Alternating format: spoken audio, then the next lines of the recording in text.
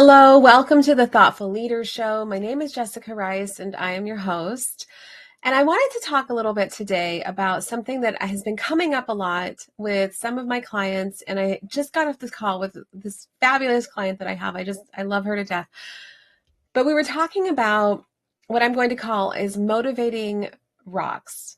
And I'll explain this in a little bit, but really what starts to happen for us as leaders, especially when we're highly ambitious, when we are high performers, and we've always been that way, we are able to think strategically, we have the big vision in mind, and we're able to just start, executing on strategy the way that our mind sees it. And then we have team members who don't see things that way, who are struggling to get on board and have to be told what to do very specifically every step of the way.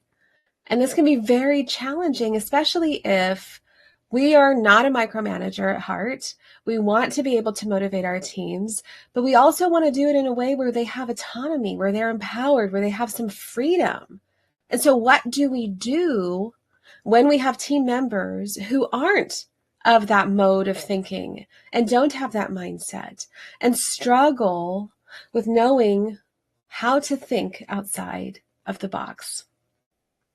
And I call this motivating rocks because there's this fabulous video by Kim Scott, who is the author of Radical Candor, and she calls it, what to do with your rock stars and your superstars, how to, motivate your teams.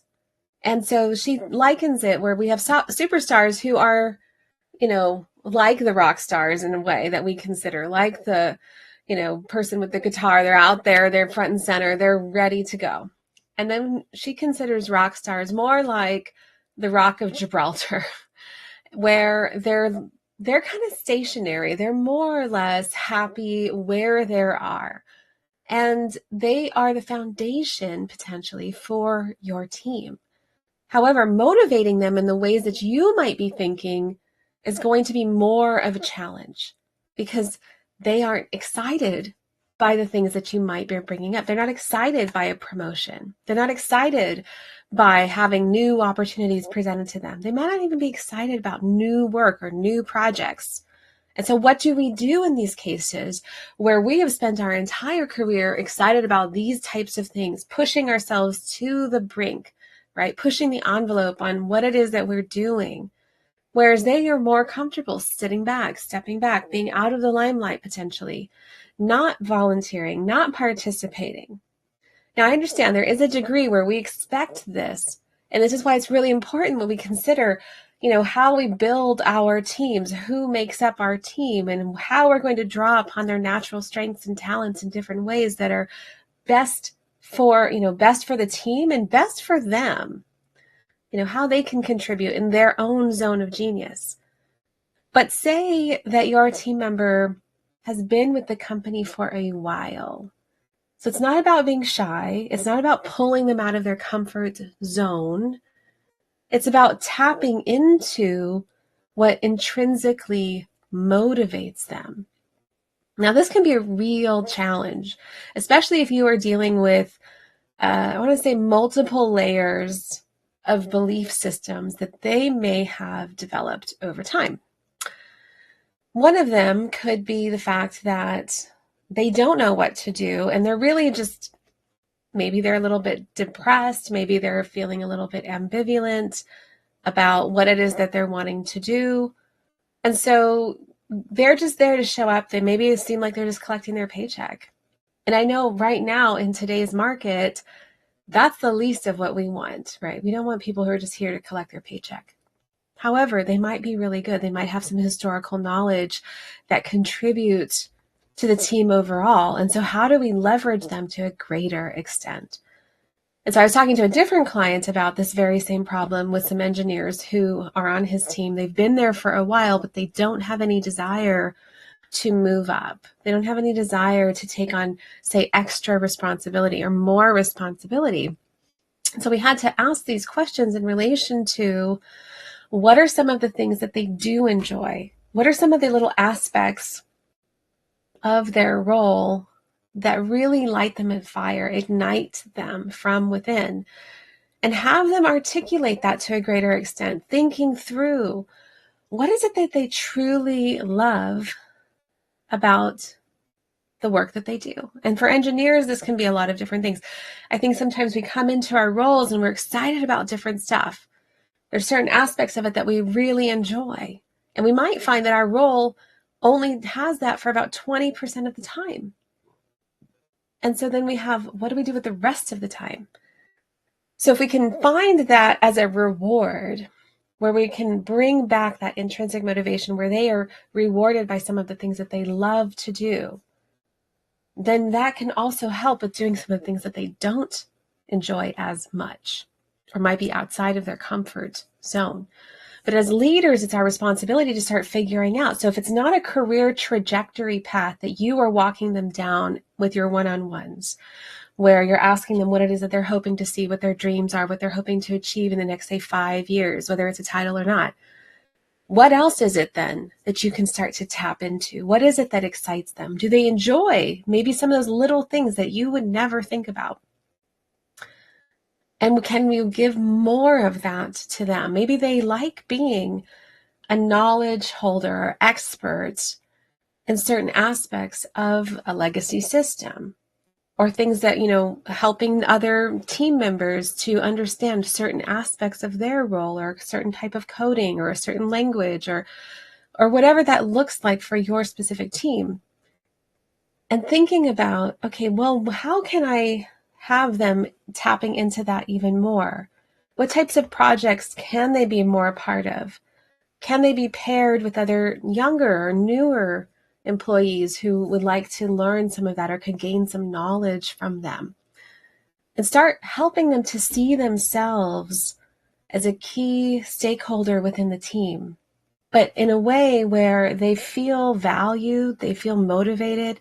They also know that it's so important. The team's benefit is integral to them participating in a greater extent, and see if that starts to awaken them a little bit more. Calling on them in different conversations or meetings or team discussions in ways that is honoring their knowledge and their value that they bring. So it may not always be something that's new or a new project or a status update, but what are ways that you can engage them so that they're feeling like they are valuable contributors to the team, and they can start to recognize their own worth. Sometimes when we're continuing on in our careers for a while, maybe we do feel stuck. Maybe it isn't exactly what we thought it would be. And we fail to see what we do bring. We fail to feel motivated because maybe we don't think other people see what we bring. And so that can be a real deterrent in terms of motivation or motivating certain individuals who aren't interested or highly ambitious for that next bigger title, that next big role. The other things to consider are people who, if they need everything really explained in finer detail, is what is the block that they're experiencing? What is it that they have told themselves? What is the belief that they have in relation to failure and having a growth mindset? Are they able to think outside of the box? Are they able to be innovative? If they are heavily logistics and tactical and very execution oriented, how is it that you can then help them to do their roles in such a way where maybe they can be a little bit more free from having to follow set rules and procedures? And for some individuals, this is incredibly challenging, especially if they've been brought up to believe, very in rules, very stickler about everything being done a very specific way, and have a hard time breaking some of those rules.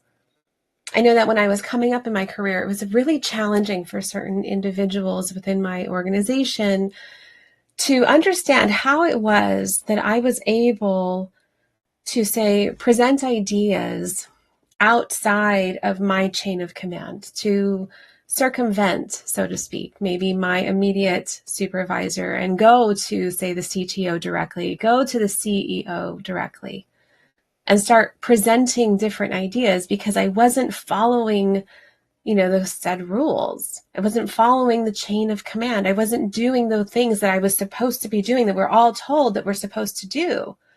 and then we're all supposed to just know. And so I did have some challenges with certain individuals because of that, because they couldn't see past that for themselves. And it was very threatening. And so when you have a team member who might feel very similar because everything is very rules-based, and maybe they were only rewarded by doing a good job and following every single rule. So how do we help them to start to see things differently? That failure is a path to success. That thinking outside, doing extra research, or innovating differently is beneficial, rather than doing exactly what you're told. And that can be a real struggle when you are the type of leader who is a high performer, high achiever, who didn't necessarily follow or believe in those constructs when you were rising up. So motivating our teams, sometimes motivating those rocks, can be a real challenge that a lot of leaders face, because they're not sure how to tap into that intrinsic motivation. But it all starts going back to asking those questions, understanding them as a person, what it is that inspires them, what do they enjoy about their role, where do they ideally see themselves, what's a perfect day look like for them. That doesn't mean that we can promise that perfect day, but it can give us some insight into what really enables them to be the type of performer that we're looking to see. Because sometimes leaders are coming down on their teams or different members from their own perspective, their own approach.